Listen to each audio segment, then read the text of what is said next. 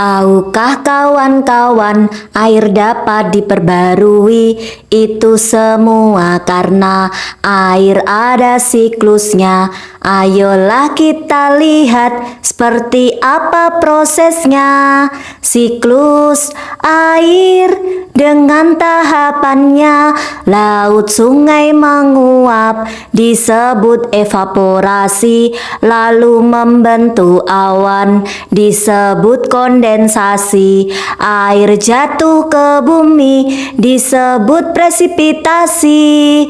Meresap ke bumi disebut infiltrasi. Assalamualaikum, perkenalkan saya Nazlatul Atiko dari Prodi PGMI 3A NIM 2022-03-0013. Kali ini saya akan sedikit berbagi ilmu mengenai siklus air. Jadi, siklus air merupakan salah satu siklus penting yang terjadi di bumi. Air merupakan elemen yang sangat penting bagi kehidupan di bumi, mulai dari manusia, hewan, serta tumbuhan sangat membutuhkannya. Di bumi terdapat banyak tempat untuk menyimpan air, mulai dari lautan yang sangat luas hingga sel tumbuhan yang sangat kecil. Air yang ada di lautan tidaklah statis, tetapi ia akan berubah menjadi bentuk uap yang kemudian didorong oleh angin dan turun ke daratan. Evaporasi adalah proses perubahan bentuk dari cair atau padat menjadi gas melalui transfer energi panas. Energi panas akan mengubah massa air atau es menjadi uap. Umumnya, proses ini akan terjadi lebih cepat apabila ada kenaikan temperatur dan arus angin. Presipitasi merupakan proses ketika uap air berubah wujud menjadi bentuk cair atau solid. Apabila menjadi bentuk cair, maka akan turun hujan, sedangkan solid berupa salju. Namun perubahan bentuknya bergantung kepada temperatur udara di sekitar awan.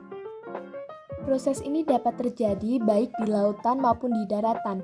Apa perbedaannya? Presipitasi yang terjadi di lautan akan mengalami proses evaporasi, sedangkan yang di daratan akan mengalami proses yang disebut dengan runoff. Berbeda dengan evaporasi, runoff merupakan proses ketika sejumlah air yang dikeluarkan oleh kolam drainase selama periode waktu tertentu. Awalnya runoff dimulai sebagai aliran air yang kecil, kemudian ditambah dengan aliran air dari sumber lainnya, sehingga menyatu di sebuah tempat. Pertemuan yang besar. Faktor-faktor yang mempengaruhi runoff yaitu curah hujan, lamanya curah hujan, persebaran curah hujan, dan arah pergerakan kilat, serta kondisi kelembapan tanah. Setelah melalui proses runoff, air akan masuk ke proses selanjutnya, yaitu infiltrasi dan perkolasi. Proses infiltrasi adalah perkolasi ke bawah air hujan atau salju yang mencairkan air ke tanah. Pergerakan air dipengaruhi oleh gaya gravitasi dan kapilaritas.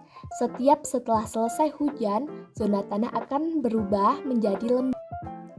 Perkolasi ditekankan sebagai laju infiltrasi dari tanah ke tanah yang bergantung pada karakteristik tanah seperti porositas dan permentabilitas. Perlu diketahui, infiltrasi juga dipengaruhi oleh faktor lainnya seperti porositas dan permentabilitas tanah, struktur dan tekstur tanah, transmisi di dalam tanah, kelembapan asli tanah, dan karakteristik cairan. Air yang telah melalui proses infiltrasi dapat digunakan oleh tanaman untuk proses metabolismenya. Proses metabolisme yang dilakukan oleh tanaman akan mencapai suatu proses di mana air akan kembali dikeluarkan sebagai uap melalui transpirasi. Transpirasi adalah proses keluarnya air yang diserap oleh tanaman melalui akarnya setelah dipakai untuk mengelola nutrien.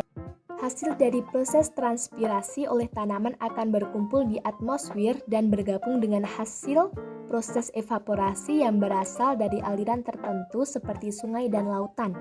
Uap air yang berkumpul hingga menjadi jenuh disebut sebagai proses hasil dari proses transpirasi oleh tanaman, akan berkumpul di atmosfer dan bergabung dengan hasil dari proses evaporasi yang berasal dari aliran tertentu seperti sungai dan lautan. Uap air yang berkumpul hingga menjadi jenuh disebut dengan proses kondensasi. Uap air yang telah berkumpul di suatu area kecil di atmosfer dapat terbawa angin dan nantinya pada waktu tertentu akan kembali ke proses presipitasi. Setelah memahami bagaimana siklus air terjadi, kita bisa belajar untuk mengelola air yang kita gunakan sehari-hari serta posisi-posisi wujud air di masing-masing siklus. Nah, jadi seperti itu ya teman-teman proses terjadinya siklus air.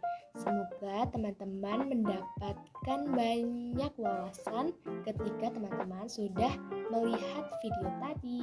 Kurang lebihnya mohon maaf. Wassalamualaikum warahmatullahi wabarakatuh.